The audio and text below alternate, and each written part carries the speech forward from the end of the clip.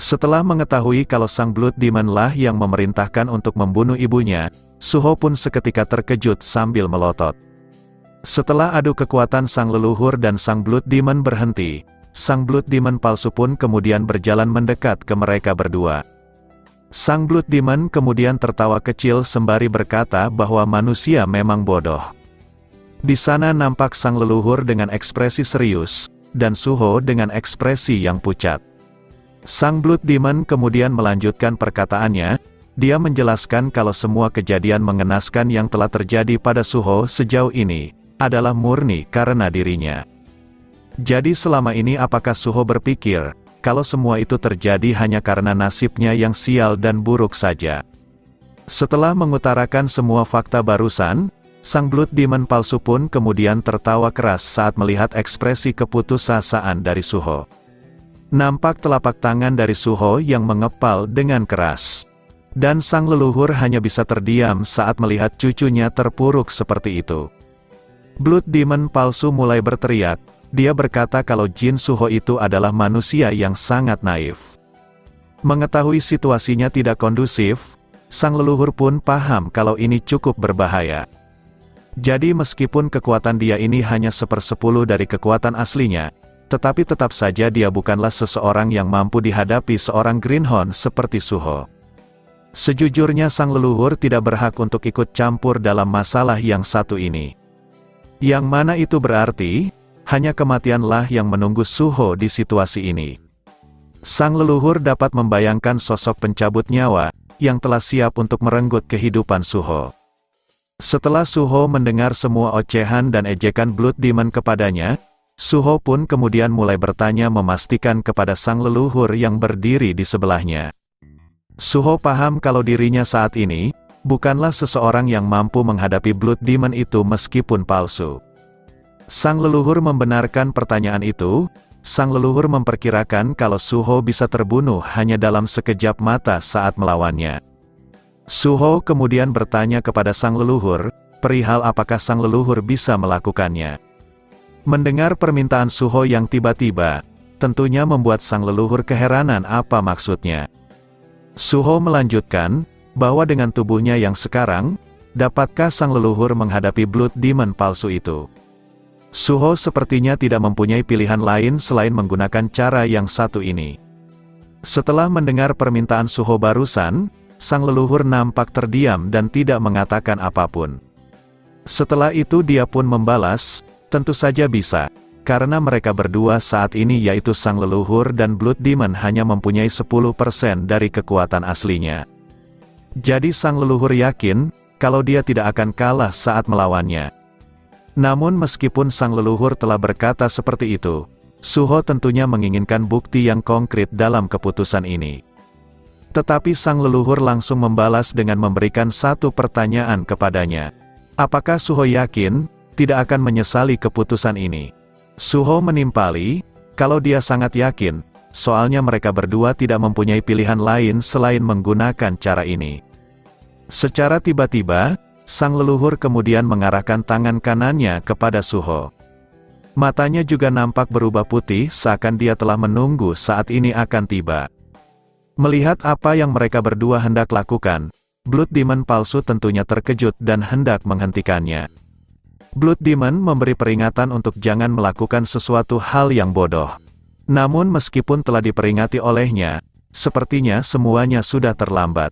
Suho dan sang leluhur akhirnya sudah menyatu dalam satu kesatuan. Seketika itu juga, nampak cahaya hijau terang yang mulai terpancar berbentuk tanda tambah. Dan dari sana kita dapat melihat, bahwa Suho yang sekarang akhirnya kembali mengeluarkan pedang andalannya. Jiwa sang leluhur kini telah menyatu ke dalam diri Suho. Dan energi hijau gelap pun nampak meluap-luap keluar di sekitar tubuhnya. Suho berjalan santai menghampiri sang Blood Demon. Setelah memahami apa yang terjadi, Blood Demon palsu pun kemudian mulai merasa kalau kejadian ini akan sedikit merepotkan. Sementara untuk Suho yang telah dirasuki oleh sang leluhur, dia berkata kepadanya kalau ini semua terjadi karena masalah yang ditimbulkan olehnya. Blood Demon tentunya tidak memahami apa maksud perkataan Suho. Suho membalas, Kalau Blood Demon telah berbicara banyak hal, padahal Blood Demon tidak begitu hebat di situasi ini. Seketika itu juga, Suho pun melesat dengan kecepatan tinggi ke hadapan Blood Demon.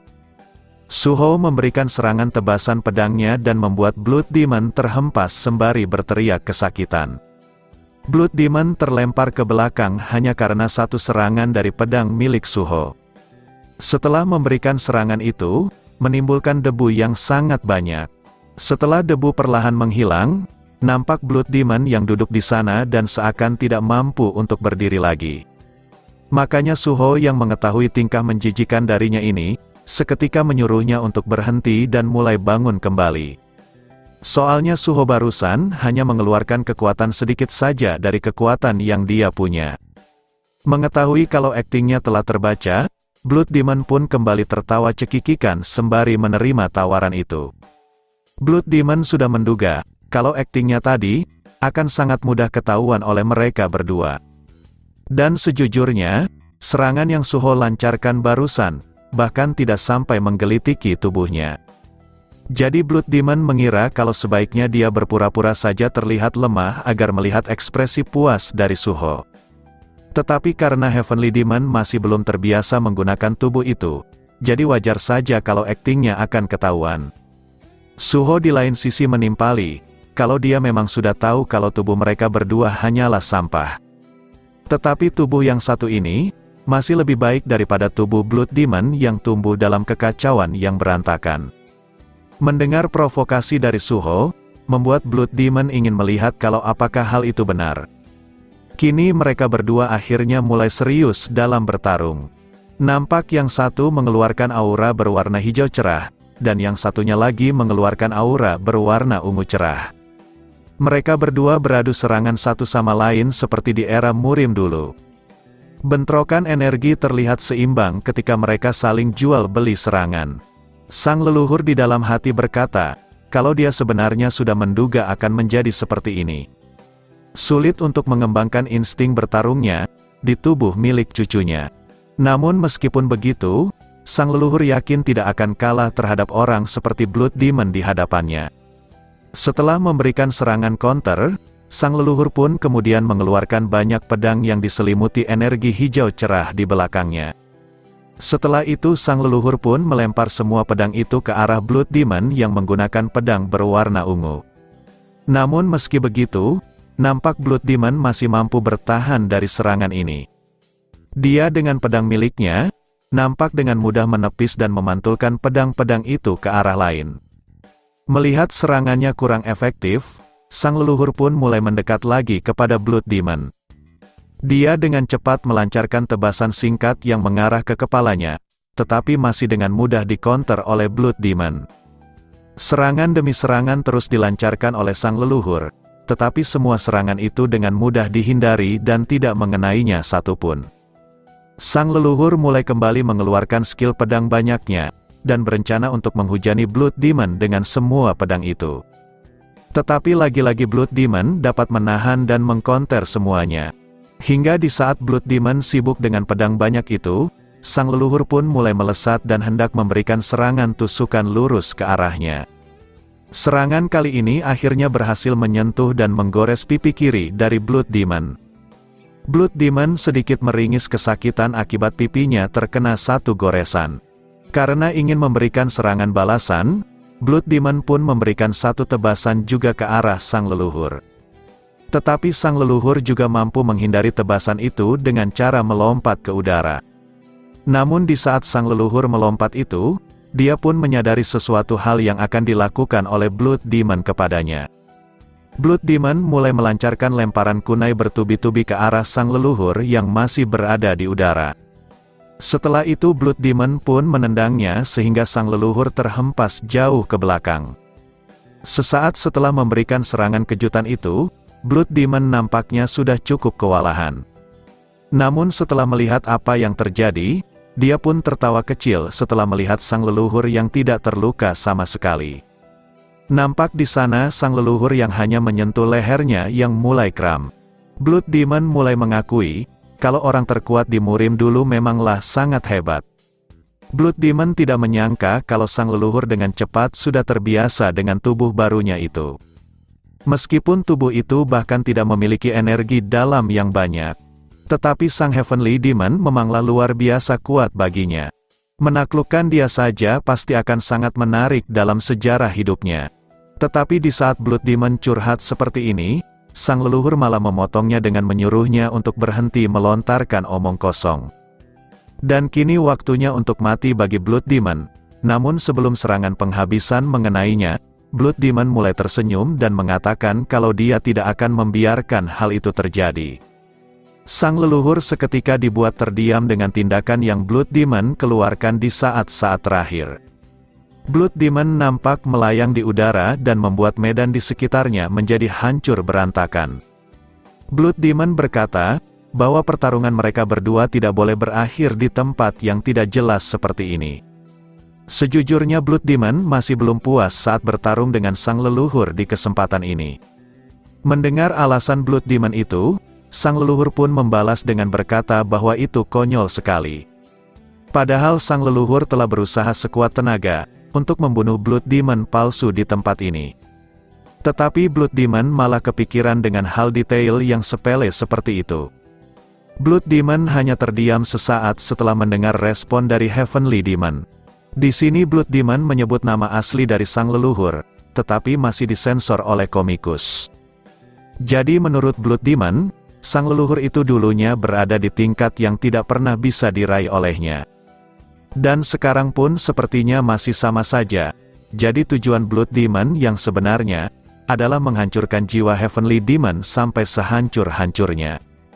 Dan itulah satu-satunya tujuan dan misinya sehingga bisa bertahan sampai saat ini.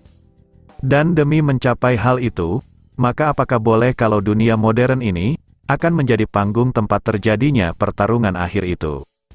Sang leluhur kembali membalas dengan berkata kalau rencananya itu sangatlah menjijikkan. Karena Heavenly Demon berpikir demikian, maka Blood Demon pun berencana untuk mengakhiri reuni ini.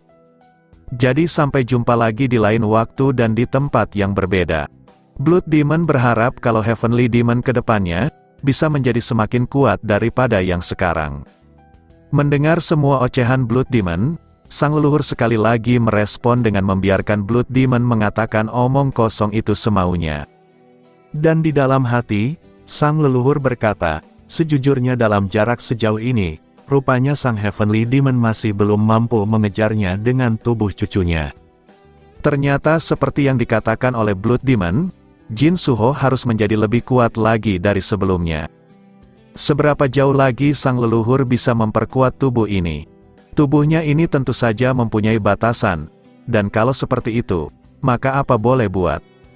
Sang leluhur kemudian ikhlas untuk melepaskan Blood Demon kali ini saja. Setelah berkata seperti itu, tak lama kemudian, Suho yang asli pun akhirnya tersadar kembali. Nampak di sekelilingnya saat ini, sudah terdapat banyak pemula yang mengerang kesakitan. Sebagian besar dari mereka tidak mampu untuk berdiri kembali. Suho yang mengetahui dirinya kembali sadar, kemudian mulai menanyakan apa yang sebenarnya terjadi. Apakah pertarungan sebelumnya sudah selesai atau bagaimana? Sesaat kemudian panel sistem pun muncul di hadapan Suho. Dan memberitahunya bahwa dia telah menyelesaikan dungeon yang disebut Mirror of Evil Deeds and Sins. Dan proficiency Heavenly Demon Divine Art telah meningkat drastis, karena Suho telah berhasil mengalahkan Blood Ghost. Jadi Suho pun mendapatkan sebuah skill aktif, yang disebut sebagai Ghost Blood Absorption Demon. Setelah mendengar semua pemberitahuan sistem, Suho pun mulai menyentuh dadanya sembari berkata, bahwa dia sudah tidak merasakan kehadiran dari leluhurnya sang Heavenly Demon. Suho bertanya-tanya kalau apakah sang Heavenly Demon sedang dalam kondisi yang tidak aktif. Sebenarnya Suho tidak tahu pasti perihal mengapa sang leluhur mengembalikan tubuh ini kepadanya. Tetapi Suho tidak boleh berpikir seberuntung ini jika terjadi hal yang sama di lain waktu. Suho berdedikasi untuk menjadi lebih kuat lagi dari sebelumnya. Setelah mengumpulkan tekadnya, Suho pun berniat untuk tidak akan kalah lagi saat menghadapi Blood Demon palsu yang kekuatannya cuma 10% saja. Jadi jika Suho menemukan cara untuk melakukan hal ini, maka Suho pasti bisa menang. Namun sebelum perkataan Suho di dalam hati selesai, di antara para pemula yang terdengar batuk-batuk, kemudian mulai terdengar suara seseorang yang memanggil namanya. Yang memanggil Suho itu, ternyata adalah gadis sebelumnya yang kini telah kembali menjadi normal. Oke lah, mungkin sekian video kali ini. Jangan lupa untuk meninggalkan jejak di video ini berupa komentar dan juga like-nya. Oke, terakhir nama gue Rusdi, sampai jumpa di video berikutnya. Assalamualaikum.